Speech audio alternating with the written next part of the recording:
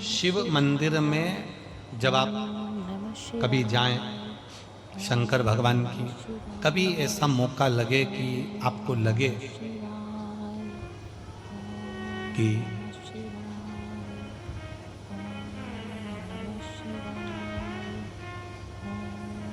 कहीं आपका यश कम हो रहा, आप जानते हो कि मुझको यह काम करवाना है और यह काम आगे हो ही नहीं रहा है, यह फाइल आगे बढ़ ही नहीं रही,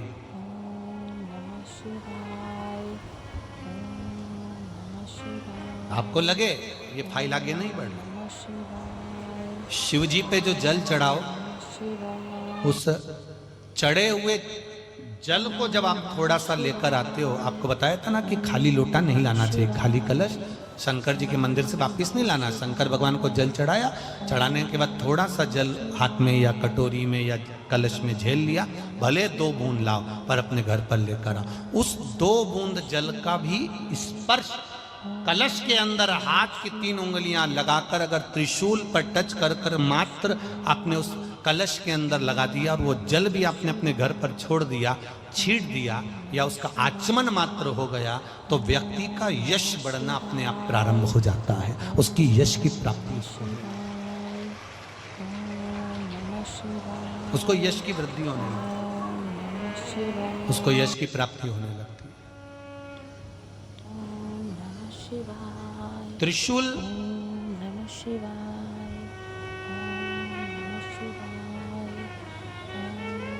का दान,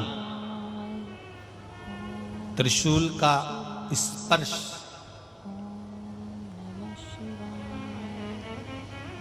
एक बहुत अच्छी बात कहना चाहेंगे, आपके स्मरण में रहना चाहिए, बहुत सुंदर सुंदर। कभी अगर मौका लगे, कभी अगर मौका लगे और शंकर भगवान का बहुत सुंदर श्रृंगार हो गया, बहुत सुंदर श्रृंगार हो गया और शिव जी पे माला भी बहुत अच्छी चढ़ी है, बेलपत्र भी अच्छी चढ़ी है, धतूरा भी अच्छा चढ़ा हुआ है, फूल भी अच्छे चढ़े हुए हैं और आपने देख लिया शिव जी का बहुत अच्छा श्रृंगार हो गया और तुम्हें कभी मौका लग जाए ऐसा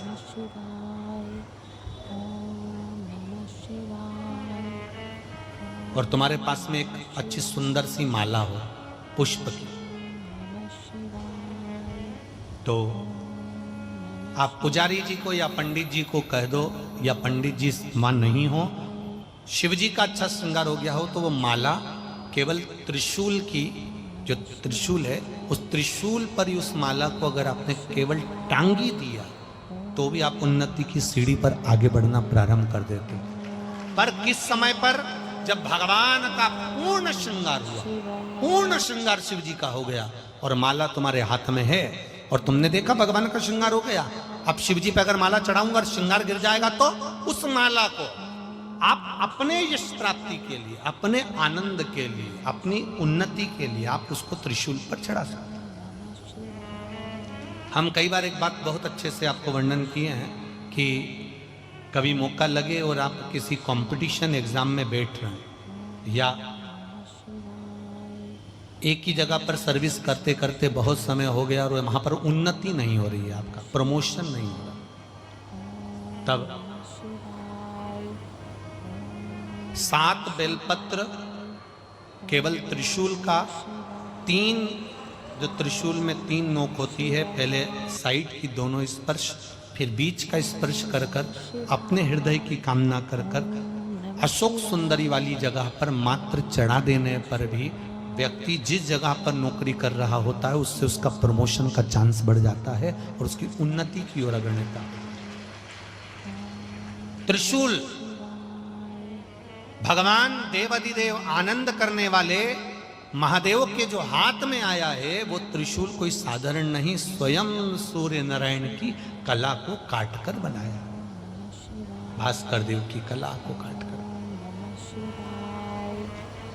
इसलिए शिव कथा का भगवान शंकर की करुणा कर रही है, पिता पुत्री का मुख देखकर पहचान जाता है तकलीफ क्या है।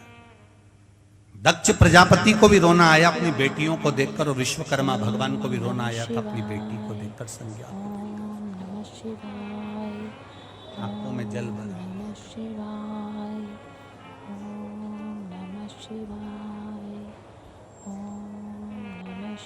नयन में जल भरा हुआ।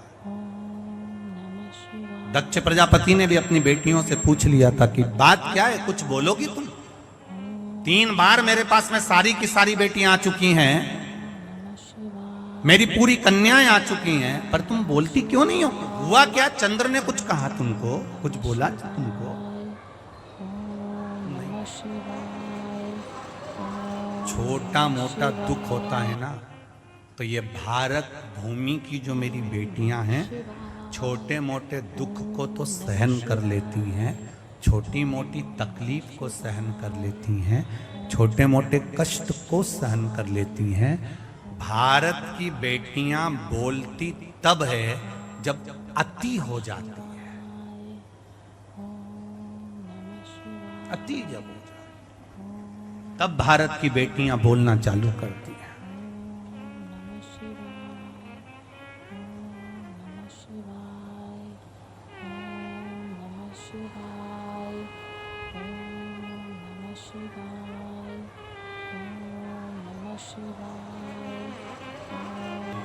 चंद्रदेव जो हैं, हमारे पति जो हैं, केवल एक रोहिणी को चाहते हैं, बाकी किसी को नहीं चाहते। जो प्रसंग यहां आकर अड़ा था, वो प्रसंग विश्वकर्मा जी के सामने आकर खड़ा हुआ था। जब संज्ञा छोटी थी, विश्वकर्मा जी की बेटी जब छोटी थी,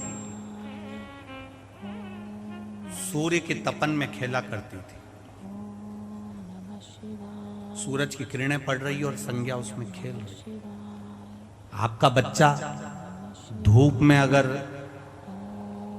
खेल रहा है तो आप के मन में करुणा आएगी कि नहीं आएगी? आप बोलोगे, ए छोरा चल अंदर, हे बाबू चलो अंदर, बहुत तेज गर्मी पड़ रही है, बहुत तेज धूप पड़ रही है, चलो अंदर चलो जरा। इतनी धूप में नहीं जाते, बाहर चक्कर आ जाते हैं, इतनी धूप में नहीं जाते। सूर्य की किरण अपार पड़ रही है और वहां संज्ञा खेल रही है, विश्वकर्मा जी की पुत्री खेल रही है।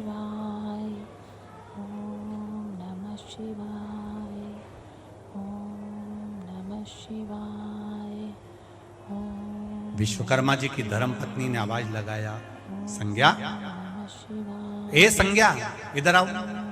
संज्ञा आने को तैयार नहीं, खेलती रही। तब विश्वकर्मा जी ने उसको पकड़कर अपने कक्ष में लेकर आए।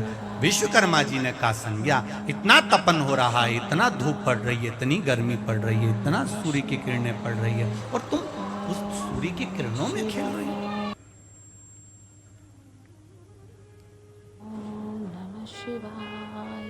विश्वकर्मा जी ने अपनी धर्म पत्नी से कहा, मुझे लगता है हमारी बेटी को सूर्य की किरणें अच्छी लगती है, इसलिए तपतपाती हुई किरणों में, सूर्य की तपतपाती हुई किरण के अंतर्गत धूप में हमारी बेटी चली जाए।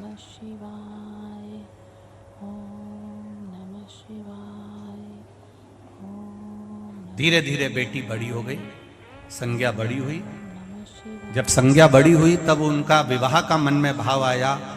तब संज्ञा को लेकर विश्वकर्मा जी पूरे ब्रह्मांड में घूम रहे हैं हाथी पर बिठाकर कि मेरी बेटी को मैं ब्याहना चाहता हूं और इसके लायक जो वर होगा मैं उससे विवाह करूंगा। आपसे भी निवेदन है, अगर तुम्हारी बेटी पढ़ी लिखी है तो उससे दुगना पढ़ा लिखा उसका वर होना चाहिए। तुम्हारी बेटी विद्वान है तो उससे दुगना विद्वान उसका वर होना चाहिए। रामचरितमानस तक में वर्णन आया है कि सीता मैया की विद्वत्ता से दुगना विद्वान राम जी को ढूंढा गया था।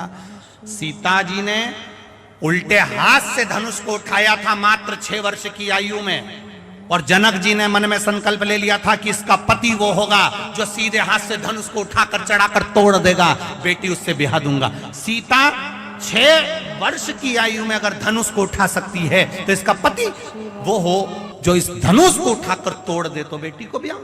अब विद्वत्ता देखी गई, विद्वान पद देखा गया कि सीता से दुगना विद्वान उनका पति राम होना चाहिए। उसी तरह विद्वत्ता यहाँ देखी जाती है कि विश्वकर्मा जी ने विचार करा कि मेरी बेटी का विवाह किसके साथ करूं, कोई अच्छा लड़का ढूंढ लेता हूं, इससे विद्वान होना चाहिए। अब मेरी बेटी इतनी धूप में सूर्य की किरणों में तप करती है, सूर्य की किरणों में बैठी रहती है, तो इसका पति वो होना चाहिए जो इस सूर्य की किरण से भी ज्यादा तप में लीन हो। तब हाथी पर बिठाकर विश्वकर्मा जी अपनी बेटी को लेकर गए, और जब विश्वकर्मा जी हाथी पर बिठाकर अपनी बेटी को लेकर जाते हैं और हाथी पर बिठाकर बेटी को लेकर सब जगह पर गए, जाने के बाद अंत में सूर्य देवता के पास में गए, तब संज्ञा ने सूर्य को देखा और सूर्य ने संज्ञा को देखा। तब सूर्य देवता ने कह दिया कि मैं आपकी बेटी से विवाह करना चाहता हूं।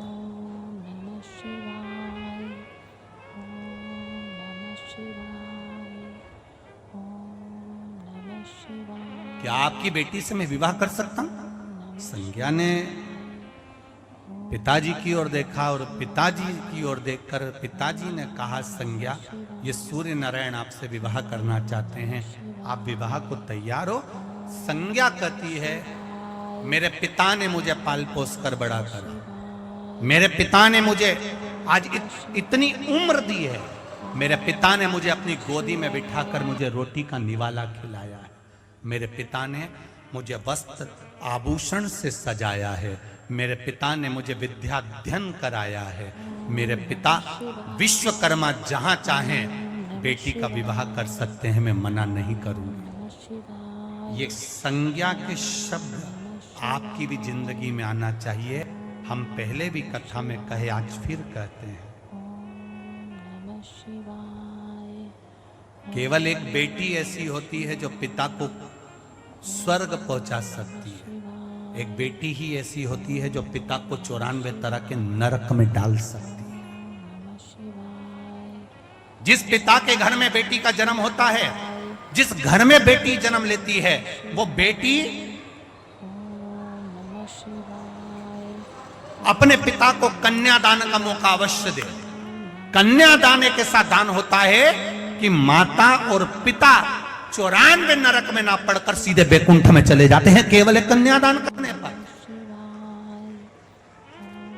केवल एक कन्यादान करने पर। और जिस पिता की बेटी अपने पिता को कन्यादान का मौका नहीं देती, और जो उसके मन में आता है कि नहीं मैं तो पढ़ती थी, मैं एजुकेटेड, मैंने तो इतनी पढ़ाई करी, मैंने तो कोई ऐसे ही, मैं अच्छी नौकरी करती हूँ तो मैं उसको ज़्यादा चाहती हूँ और मैं पिता के अनुसार शादी नहीं करूँगी, मैं तो उससे करूँगी। और पिता ने समझाया वो अच्छा नहीं है।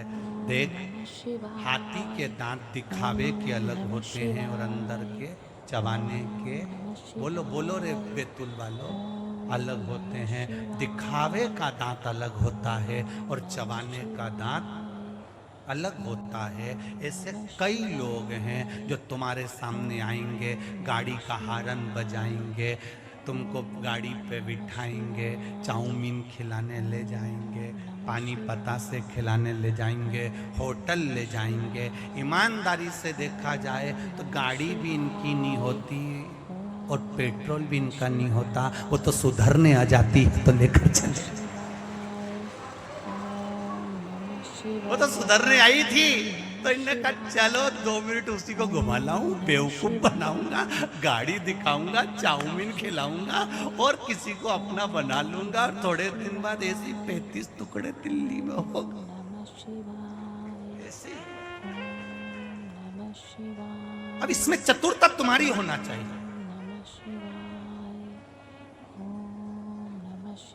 चाउमीन खा लो, मना नहीं, पर शादी तो मेरा पिता कहेगा उसी से करूंगी। कन्यादान का मौका मैं अपने पापा को दूंगी, मैं अपने पिता को दूंगी। कन्यादान का मौका मेरे अपने बाबुल को, अपने पिता को दूंगी। ये अपने भीतर का संकल्प होना चाहिए, अपने भीतर का एक संकल्प जागृत होना चाहिए कि मैं कन्यादान का मौका मेरे पिता को दूंगी।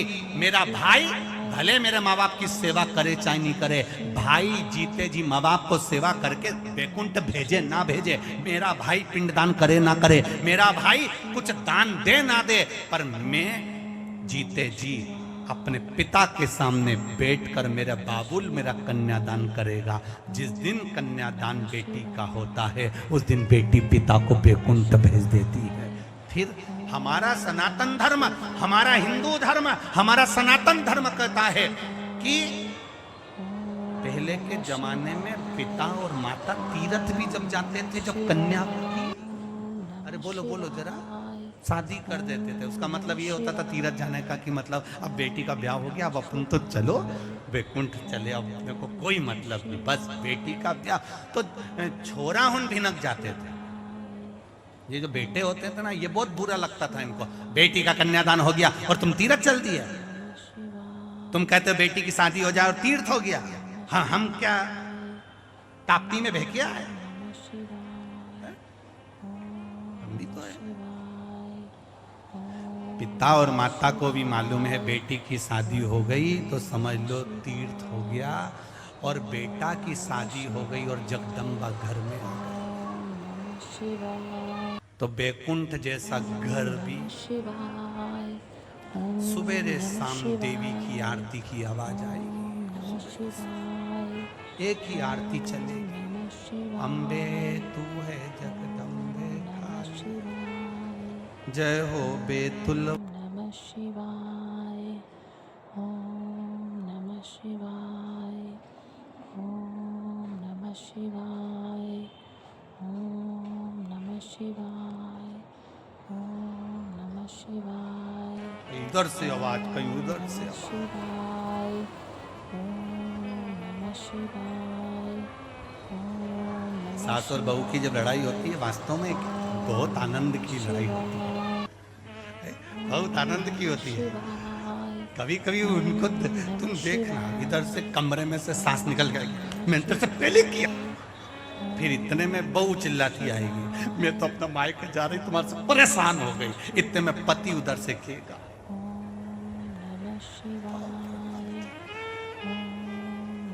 ये मंदिर में जो घंटा टंगता है ना बीच में, बस वो स्थिति जीजाओं की है, वो स्थिति। ये कुछ बोले तो घंटा बजे, ये कुछ बोले तो घंटा बजे, परेशान। थोड़ा नियमता में, आनंद में कन्यादान का मौका दो अपने माता पिता को, जीवन सार्थक होगा। कहा संज्ञा से विश्वकर्मा जी ने कहा, बेटी सूर्य नारायण भगवान मांग रहे हैं आपको, कन्यादान कर दूं? संज्ञा ने कहा जहां मेरा पिता चाहे वहां कन्यादान करो। सूर्य देवता ने कहा संज्ञा मैं शादी तो तुमसे करना चाहता हूं, विश्वकर्मा जी भी राजी हैं, आप भी राजी हो, पर एक बात कहना चाहता हूं, मेरे तप को क्या तुम सहन कर सकती हो? कितनी तेज किरण है मेरी, कितना प्रकाश है मेरा, कितनी तपन है मुझ में, क्या तुम उस तपन को सह सकती हो?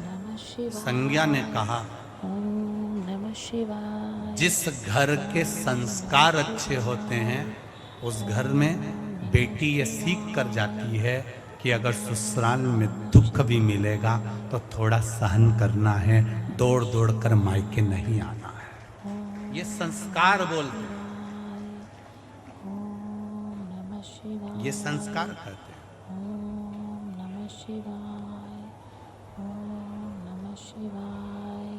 विवाह पक्का हुआ, संज्ञा की शादी भी हो गई सूर्य नारायण भगवान से। क्या जोरदार विवाह हुआ, खूब जोरदार। अब जैसे दक्ष प्रजापति के पास में दक्ष प्रजापति की बेटियां आई थी, उसी तरह संज्ञा एक दिन अपने पिता के पास में आ गई। संज्ञा आई पिता,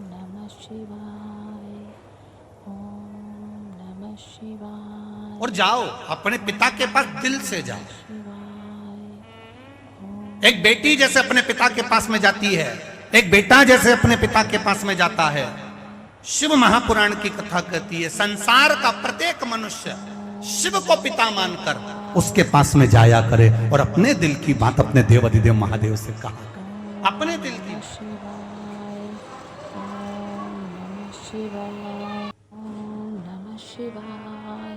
अपने हृदय की बात। नमः शिवाय, ओम नमः शिवाय, ओम नमः शिवाय, ओम भर दिया भंडार काशी वाले ने, नमः शिवाय, कर दिया माला माल काशी वाले ने, भर दिया भंडार काशी वाले ने, कर दिया माला माल काशी वाले ने, कर दिया भंडार काशी वाले ने, कर दिया माला माल काशी वाले ने, ओ भर दिया भंडार काशी वाले ने, कर दिया माला माल काशी वाले ने, भर दिया भंडार काशी वाले ने, कर दिया माला माल काशी वाले ने। आओ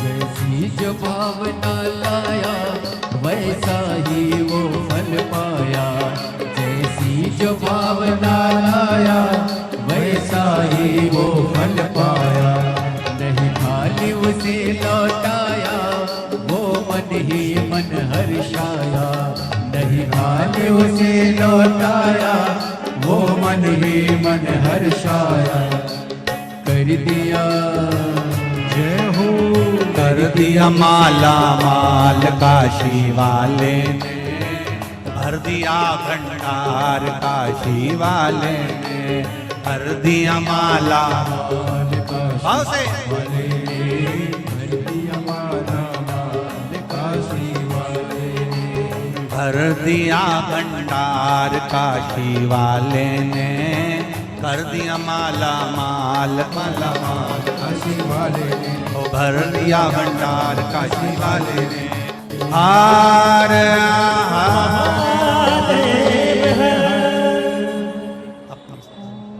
नमः शिवाय, अपने स्थान पर बैठकर शिवाय, भगवान शिव के नमः शिवाय, शिव महापुराण के नमः शिवाय, भगवान शिव के मूल मंत्र का स्मरण करें, भगवान की अविरल भक्ति को धारण करते हुए दिल से देवाधिदेव महादेव से प्रार्थना करें, दिल से कहें। नमः शिवाय, सभी लोग नमः शिवाय, मूल मंत्र का स्मरण करेंगे नमः शिवाय, और जैसा आपको प्रथम में वर्णित है, नमः शिवाय, जैसा आपको प्रथम में वर्णित है, मंत्र के जाप के बाद में अपने हृदय की बात बाबा देवाधिदेव महादेव से नमः भाव। शिवाय, श्री शिवाय, शिवाय नमस्तु नमः श्री शिवाय नमस्तु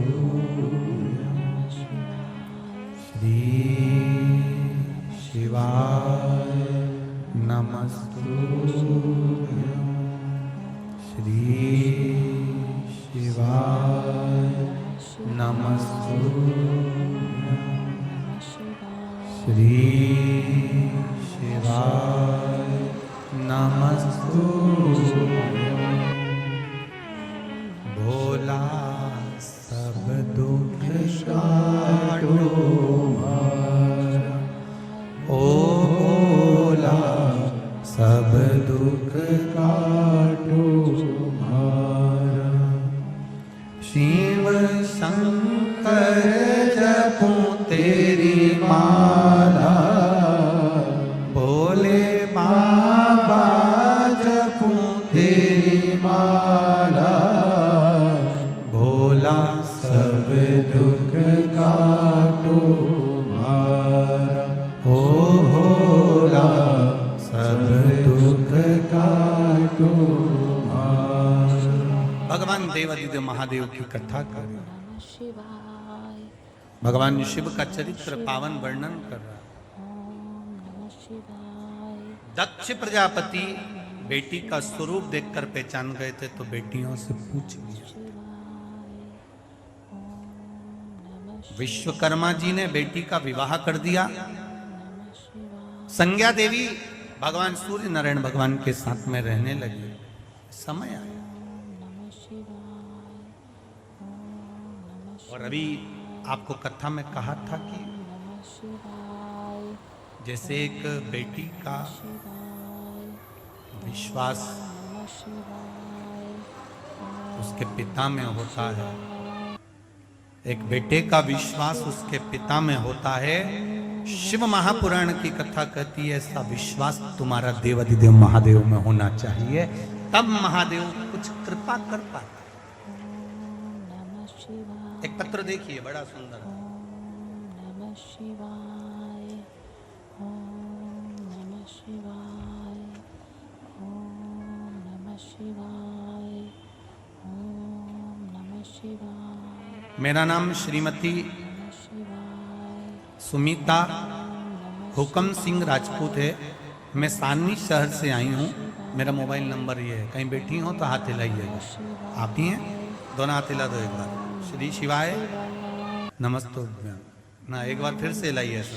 श्री शिवाय नमस्तुभ्यं, ओम नमः शिवाय ओम नमः एक बार वापिस हिला दीजिए।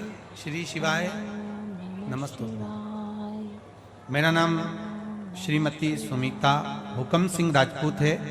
मैं सारनी शहर से आई हूँ। मेरा मोबाइल नंबर ये है।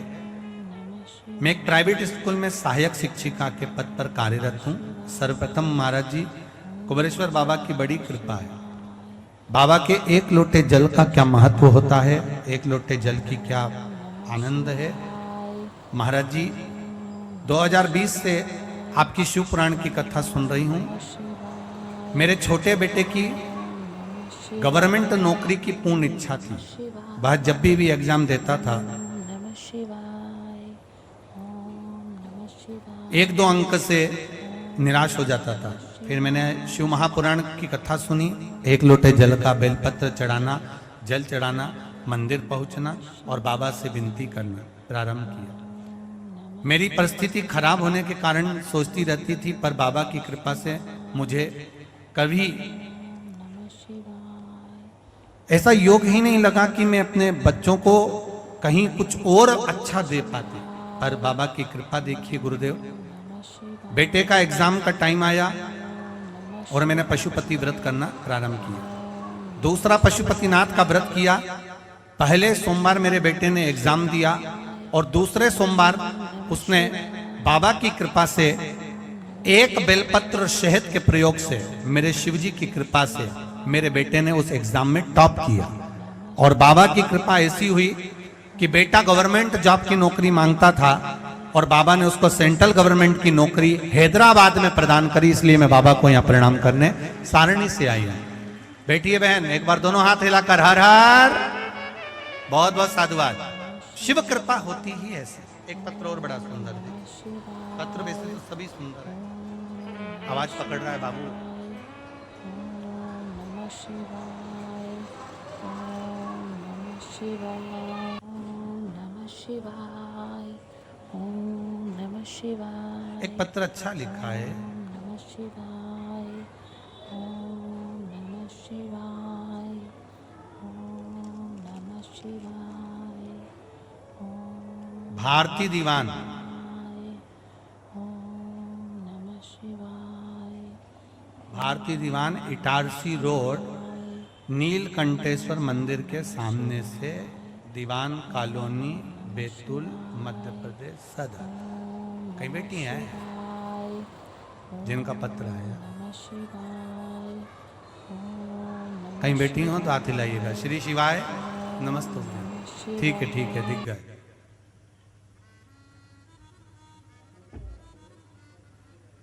गुरु जी आपसे एक प्रश्न है। रोज मंदिर जाती हूँ, शिवलिंग पर शहद लगाकर बेलपत्र चिपकाती हूँ, पर भगवान को बस बेलपत्र चिपकाती हूँ, उतनी देर में कोई ना कोई लेडीज आके पानी चढ़ा के मेरी बेलपत्र खा जाती है। मैं बड़ी दुखी हूँ, आप कृपा करो। और जिस दिन नी चिपका के लगाती हूँ उस दिन भी कोई उठा के खा जाता है। एक आंख की झपकी नहीं होती, बस ऐसा बोलने के लिए बैठती हूँ श्री शिवाय नमस्ते, इतनी देर में तो कोई जा पानी चढ़ा कर खा के और चली जाती। मैं बड़ी दुखी हूँ गुरुजी ये बेलपत्र खाने वालों से। आप कुछ कहेंगे? अब बताओ गुरुजी, हमारी पूजा भगवान स्वीकार करते कि नहीं करते? क्योंकि हम तो आंख बंद करके बैठे रहते, उतनी देर में तो बेलपत्र गायब हो जाती है। तो भगवान हमारी पूजन को स्वीकार करेंगे कि नहीं करेंगे? एक तो भारती बहन, भारती जी दीवान, नमन आपको, बहुत जोरदार प्रश्न किया, बहुत अच्छा प्रश्न, गला पकड़ रहा है बाबा, बहुत सुंदर प्रश्न आपने किया है।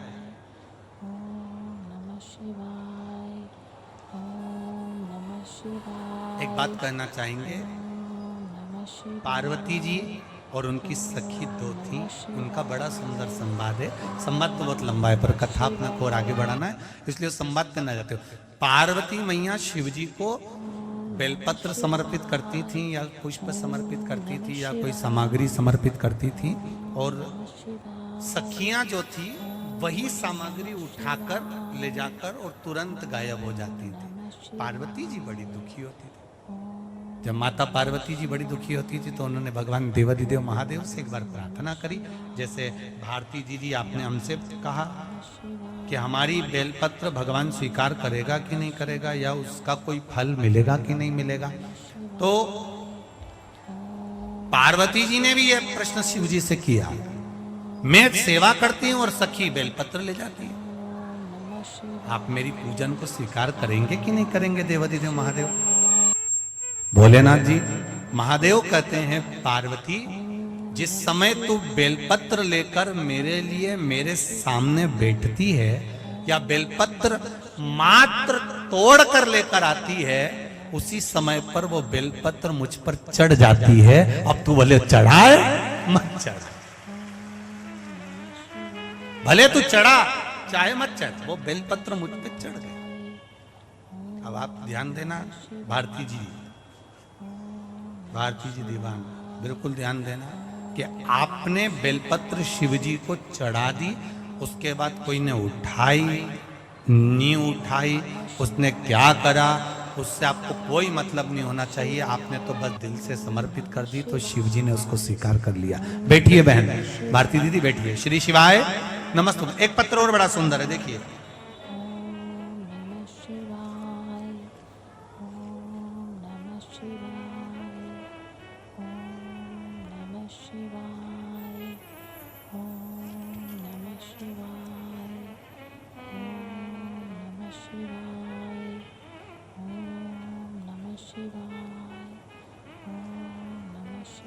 शिव कृपा, बाबा की दया, उदारता, करुणा।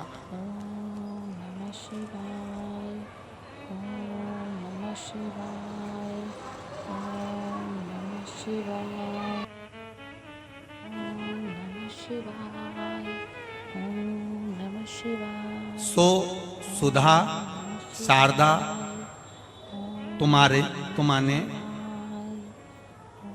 जिला भंडारा महाराष्ट्र से आई हैं। कहीं बैठी हो तो हाथ हिलाइएगा, आप ही हैं? हाँ, दोनों हाथ ऐसे हिला दो एक बार। श्री शिवाय नमस्तुभ्यम। मैं सुधा शारदा तुमाने जिला भंडारा महाराष्ट्र से आई हूँ। मेरे भांजे की तबीयत सितंबर महीने में बहुत खराब हुई। उसको निमोनिया हो गया, हालत बहुत गंभीर हो गई, शरीर में कमजोरी थी, वजह से शरीर में थरथर होने लगा। 10-11 डॉक्टरों को दिखा दिया, डॉक्टरों को उसके बीमारी का पता नहीं चल पा रहा था। दवा खाने में उसको हाथ पैर हिलते थे तो उसके हाथ पैरों को भी थोड़ा सा कंपन के हिसाब से बांधना पड़ता था। 4 दिन में वो बच्चा कोमा में चला गया।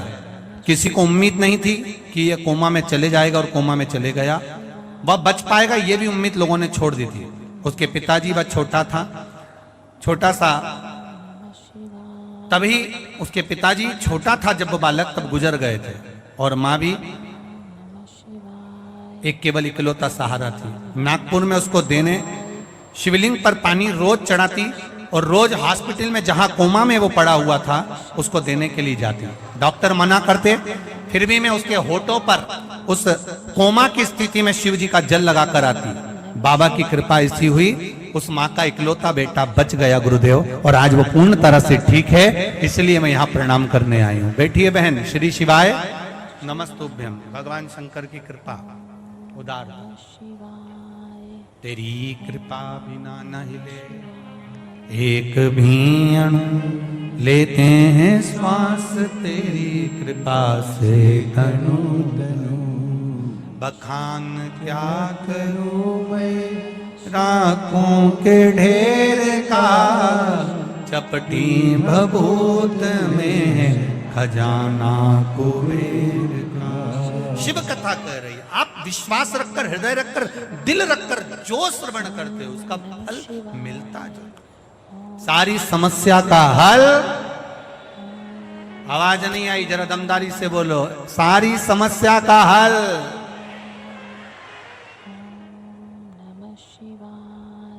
बोल बम का नारा है। बाबा एक सहारा है संसार के मनुष्य के लिए, मानव के लिए, संपूर्ण ब्रह्मांड के लिए। शिव जी पर चढ़ाया गया एक लोटे का जो महत्व है वो जीवन का, जीवन का एक आनंद है। भक्ति करो, भजन करो, स्मरण करो, भगवान पर आश्रित होकर। पाप करो तो ये सोच कर करना, जब जब तुम्हारा मन पड़े ना पाप करने का, तो एक बार किसी धोबी का घर देखिए। धोबी के घर में क्या होता, कपड़े को कूटते, कूटते कि नहीं कूटते। धोबी बराबर दुनिया में कोई गुरु नहीं हो सकता। कितना ज्ञान देता है उसके बराबर दुनिया में कोई ज्ञान नहीं दे सकता, जितना हमें धोबी से ज्ञान प्राप्त हो। तो कहीं कहीं के लोगों ने कहीं इस जात के व्यक्ति को, कहीं उस जात के व्यक्ति को या समाज के व्यक्ति को छोटा बता दिया। पर हमारा शास्त्र कभी किसी समाज को, किसी वर्ण को, किसी धर्म को, हमारा समाज कभी छोटा नहीं बताता। हमारा सनातन धर्म कभी छोटा नहीं बताता। यहां तक हमारा शास्त्र कहता है, गुरु धोबी शिष्य कपड़ा, साबुन सिरजन हाथ, और सत्संग शिला से धोइए, निक से रंग अपार। यहां तक कहा है गुरु धोबी के समान होना चाहिए। जब जब पाप करने का मन में भाव जागृत हो, धोबी के घर जाइए, धोबी के द्वार जाइए, धोबी जिस घाट पर कपड़ा धोता हो वहां जाइए और जाकर देखना धोबी कैसे कपड़े को धोता है। क्यों धोता है? क्योंकि कपड़ा गंदा हो गया, इसलिए उसको साफ करने के लिए धोबी ने उसको सर्प में भिगो कर रखा, गरम गरम भट्टी में उसको पकाया, निकाला, फिर कूटना चालू करा, फिर पानी में डाला, फिर कूटा, फिर बाल्टी में पटका, साबुन में पटका, सर्फ में पटका, तो भी नहीं हुआ तो मोगरी लाया, वो लकड़ी की, हत्ता पकड़ कर फिर कूटा उसको, तो भी नहीं हुआ। फिर उस पर रगड़ दिया कुछ सामान जिससे वो साफ हो जाए, एकदम क्लीन हो जाए, एकदम साफ हो जाए। फिर पटका पानी, फिर साबुन में गलाया, भट्टी में गरम किया, तब पचीट के आखिर गंदे कपड़े को उसने साफ कर दिया। पाप करो तो तुम भी याद रखना कि ऊपर भी एक धोबी घाट लगा है।